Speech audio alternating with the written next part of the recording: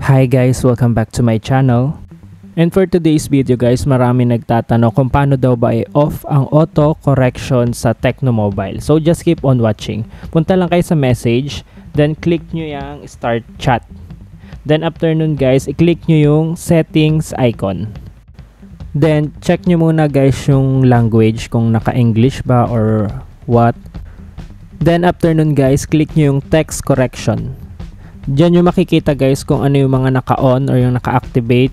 Andyan yung next word suggestion, andyan yung text auto-correction, andyan yung suggest contacts, andyan yung auto-capitalization. So, nasa sa inyo guys kung ano yung i-off ninyo na kung sa tingin nyo ay hindi kayo sanay sa paggamit sa Tecno Mobile. Ayan, andyan naman lahat yun guys. Andyan din yung block offensive words.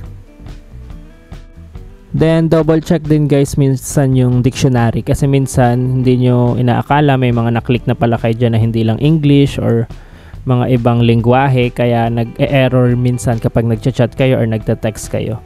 So yun lang naman guys, yun lang ituturo ko sa inyo. Thank you for watching. Don't forget to click like, share, and subscribe.